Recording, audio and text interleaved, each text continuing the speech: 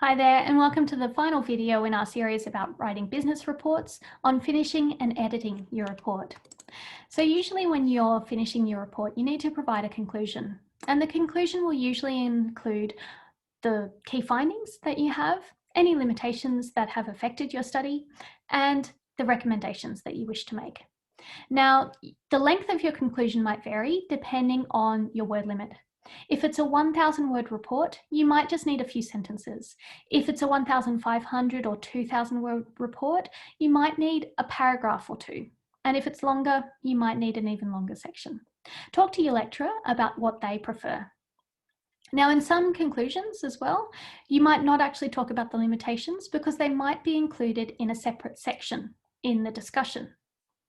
So keep in mind that your conclusion needs to generally include what has been found and what are the recommendations, but your limitations could be addressed earlier on. Now, let's have a look at an example. In this example, the student has combined the limitations and the conclusion sections together. This is a very short report. It was just 1,000 words, so the student did not have much space. So what they have done to keep it concise is just to list the limitations. Now, if you had a longer report and if you wanted to have a section just about the limitations, you might actually add a paragraph to talk about how those limitations could be addressed in future work. Then in this sample, what the conclusion does next is to provide that overall explanation of what were the key findings and what are the recommendations. So you can see here that in the first sentence, they're wrapping up what they found about ABC recruitment. And then they go on to talk about their recommendations and they list their recommendations right at the end.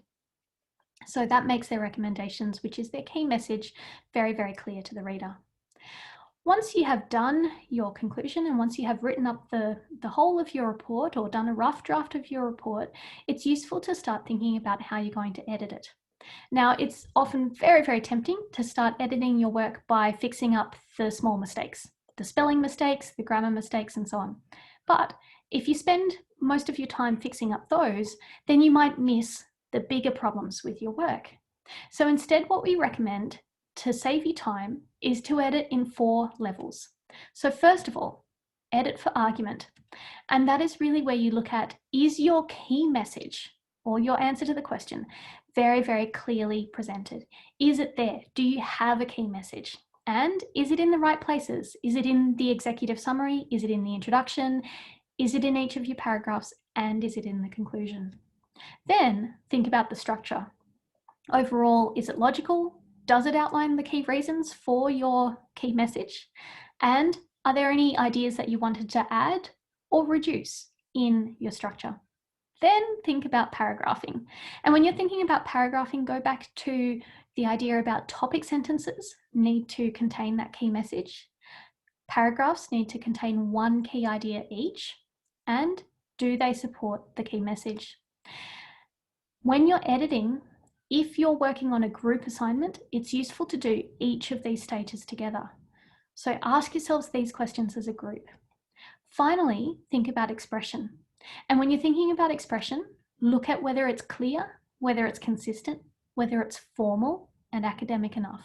But also think about the reader. What do they need to know? What do they need to be told to be able to understand this assignment? Have you explained the logic of why you followed that order of ideas, for example? Have you explained how the ideas fit together? Is it cohesive, in other words? So if you are working on a group report, what I'd suggest is rather than just giving the editing to one person, instead meet together to edit all together as a group. That will help everyone to have a good contribution to your report. It will help every member of the team have the chance to be clear about what their key messages were, what their ideas were in each part of the report. And it will help everyone to develop that clear, consistent style. So that if, for instance, you need to focus on different parts of the report to do extra work on them, everyone has a sense of what that style is like.